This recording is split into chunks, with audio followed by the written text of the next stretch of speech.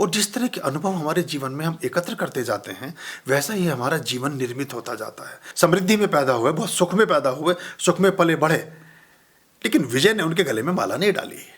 उनके पास पद, प्रतिष्ठा और शक्ति नहीं है, तो इसलिए वो विकासमान हो गए हैं। वो उन 70 वर्षों में जितना आयुध पर हमारा खर्च होता है, जितना हमारा बाकी चीजों पर खर्च होता है, वो घर की साज सज्जा पर होगा। ऐसा समझिए कि मैं और आप दुश्मन हैं।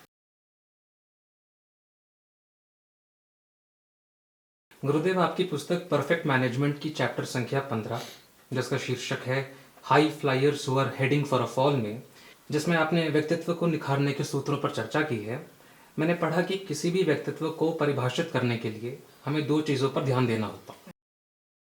पहला, योर वे ऑफ थिंकिंग, और दूसरा, जिसने मुझे सोचने पर विवश किया, your way of passing time, यानी किस तरह हम अपना खाली वक्त काटते हैं। क्योंकि आज का जीवन आरामपूर्ण हो गया है और हमारा अधिक समय काम ना करने में बीतता है, मैं आपसे इस वाक्यांश के मायने समझना चाहता हूँ। देखिए, इस वाक्यांश, पहली बात तो किताब 30 साल पहले लिखी थी। जिन लोगों के लिए लिखी थी वो लोग अब रहे नहीं, तो समझ में भी कम आएगी बात। दूसरी बात, हमारा जीवन अनुभवों की एक पिटारी है। हम अपने अनुभवों से जीते हैं, और जिस तरह के अनुभव हमारे जीवन में हम एकत्र करते जाते हैं, वैसा ही हमारा जीवन निर्मित होता जाता है। क्योंकि आपकी गठरी में जितना कुछ सजोया है, संवारा है, इकट्ठा किया, वही तो आपकी गठरी है। तो अनुभव ही अंततः हमें निर्मित करते हैं, हमारा कृत्य ही अंततः हमें निर्मित करता है। और अज्ञानतावश एक सुबह भी सूरज निकला भी नहीं था कि एक माझी नदी किनारे पहुंच गया था। रात के अंधकार में वो चला, सूरज के प्रकाश को फूटने में भी देर थी, तो उसने अपना वो थैला एक पत्थर के किनारे रख दिया और सूर्य की पहली किरण की प्रतीक्षा करने लगा कि सूरज उगे तो मैं जाल फेंकूं और मछलियां पकड़ूं, जो उसका काम था मछुआरे का।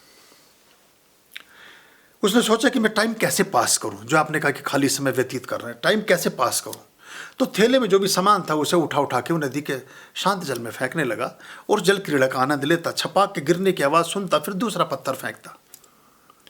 अंतिम पत्थर फेंकने से पहले सूर्य प्रकट हुआ, सूर्य की रोशनी हुई। उसने गौर से देखा कि जिसको वो फेंक रहा है वो पत्थर नहीं है, बहुमूल्य हीरे मोती हैं। लेकिन अनजान, अपरिचित, उसने उस बहुमूल्य संपदा को गंवा दिया था। लेकिन फिर भी वो मछुआरा सौभाग्यशाली था कि अंतिम पत्थर फेंकने से पहले उसे प्रतीत हो गया था कि फेंके जाने वाली वस्तु पत्थर नहीं, हीरे मोती हैं। साधारणतः इतने भाग्यशाली नहीं होते। जीवन बीत जाता है, कभी रोशनी नहीं आती, सूरज नहीं निकलता, प्रकाश नहीं फूटता, और जीवन के जितने बहुमूल्य हीरे मोती हैं उन्हें पत्थर समझकर गंवा देते हैं। हमें एहसास ही नहीं होता कि हम फेंक क्या रहे हैं। हर कृत्य हमें निर्मित करता है, अंततः प्रत्येक कृत्य से हम निर्मित होते हैं। तो जो दिन था हमारे पास, उस दिन में कितने पौधे लगा सकते थे, कितने पक्षियों को खाना खिला सकते थे, कितने पाठ कर सकते थे, कितना सृजनात्मक काम कर सकते थे, कितनी नई चीज़ें बना सकते थे, वो ना बना करके आपने सिर्फ उस टाइम को पास करने में बिता दिया। और जब अंतिम चीज़ हाथ में बची तब कुछ करने लगा, बचे भी नहीं। जितने संपदा उसको मिली पूरे जीवन के लिए पर्याप्त थी, लेकिन अनजान, अज्ञानतावश उस बहुमूल्य संपदा को उसने गंवा दिया था। प्राय सभी लोग ऐसे ही होते हैं। हमें पता ही नहीं चलता कि हमारे पास क्या है जब तक कि उसे छीन ना लिया जाए। पाकिस्तान को इस बात का एहसास ही नहीं था कि ये स्थिति आ सकती है। जब लगा कि अब सब मिट जाएगा तो हाथ जोड़ के खड़े हो गए। बुद्धिमान आदमी पहले ही ये कृत्य नहीं करता है। दुनिया के बुद्धिमान देशों ने अपने सैन्य सिस्टम नहीं बनाया है। सऊदी अरब में अपनी सेना नहीं है। यूरोप के 30 देशों में 25 देशों में अपनी सेना नहीं है। दुनिया के 200 अगर देश हम माने, 190 देश माने, उनमें से 175 देशों के पास अपनी सेना नहीं है। जरूरत ही नहीं है, जरूरत ही नहीं है। तो इसलिए वो विकासमान हो गए हैं। वो उन 70 वर्षों में जितना आयुध पर हमारा खर्च होता है, जितना हमारा बाकी चीज़ों पर खर्च होता है, वो घर की साज सज्जा पर होगा। ऐसा समझिए कि मैं और आप दुश्मन हैं। एक तमंचा, रिवाल्वर आप खरीदते हैं, एक मैं खरीदता हूँ, दोनों को पूंजी उसमें लग जाती है। अगर मैं तय कर लें कि ना तुम्हें मुझसे दुश्मनी, ना मुझे तुमसे दुश्मनी, तो वो पैसा हमारे घर की साज सज्जा पर खर्च होगा। फर्नीचर आएगा, ज्वेलरी आएगी, कपड़े आएंगे, खाना आएगा, भोजन आएगा, घर अच्छा बनेगा। हम विकसित कहलाने लगेंगे, हम दुनिया में दर्शनीय दिखने लगेंगे। हमारे वो टूरिस्ट स्पॉट पॉपुलर होंगे जिनसे रोजाना प्रति व्यक्ति आय बढ़ती है, जहाँ पैसा बरसता है। हम इसको समझ ना सके और मूर्खतापूर्ण ढंग से उन चीज़ों में फंसते चले गए। तो ये जहाँ तक बात अनुभव की थी, तो अनुभव हम कैसे इकट्ठे कर रहे हैं? अगर अक्रमण्यता के अनुभव हैं तो हमारा अंत जो है वो नकारात्मकता के साथ होगा, नेगेटिविटी के साथ होगा। अगर प्रतिदिन हम नकारात्मक थॉट्स को अपने अंदर भरे जा रहे हैं, इससे भी बचो, इससे भी बचो, इससे भी बचो, उससे भी बचो, तो सब चीज़ों से बचते ही चले जाएंगे। आप बिल्कुल एक बहुत कमज़ोर और निर्जीव होकर के कोने में बैठे रह जाएंगे। सबसे सुरक्षित हॉस्पिटल है, कितने लोग जाना चाहेंगे?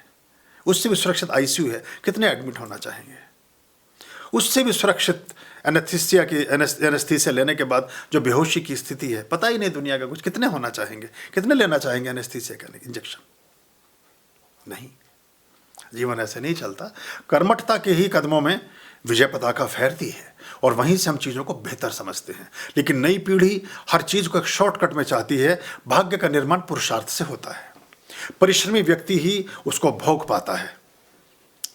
सारी संभावनाएं बनने के बाद हमारे देश में ऐसे बहुत सारे लोग हैं, अपने उदाहरणों से हम ठीक से समझ पाते हैं, जो बहुत समृद्धि में पैदा हुए, बहुत सुख में पैदा हुए, सुख में पले बढ़े, लेकिन विजय ने उनके गले में माला नहीं डाली है। उनके पास पद, प्रतिष्ठा और शक्ति नहीं है। चीखने चिल्लाने के लिए वक्त ने उनको छोड़ दिया है। जिसके पास कुछ भी नहीं था, लेकिन पुरुषार्थ था, पराक्रम था, दृष्टि थी, जीवन था, देशभक्ति थी, ईमानदारी थी, शक्ति थी, स्वभाव था, आदित्य थी, देश का स्वाभिमान था, अपने देश के संस्कार थे, अपने देश के आत्मसम्मान था, आध्यात्मिक धरोहरें थी, पूजा पाठ का संबल था, भगवान का संग साथ था। वो देश को हाँक रहा है, चला रहा है। तो परमात्मा कहता है इसके गले में माला डालूंगा मैं विजय की। ये तो छिन्न मस्ता कल, यही तो है, यही है छिन्न मस्ता की विनाशाय च दुष्कृताम। गलत चीज़ों को समाप्त करते जाइए और श्रेष्ठ चीज़ें आगे बढ़ती जाती। जिस सुख को हम बहुत शांत क्वार्टर में बैठकर भोगना चाहते हैं, अगर उसके लिए भाग्य निर्मित नहीं है तो भोग नहीं सकते हैं आप। ये मेरा निजी अनुभव है। भाग्य को प्रबल कीजिए, वो होगा परमात्मा की प्रार्थना से, पुरजोर पुरुषार्थ से। और आप देखें, आप एक दिन खूब काम करें और एक दिन कुछ भी ना करें।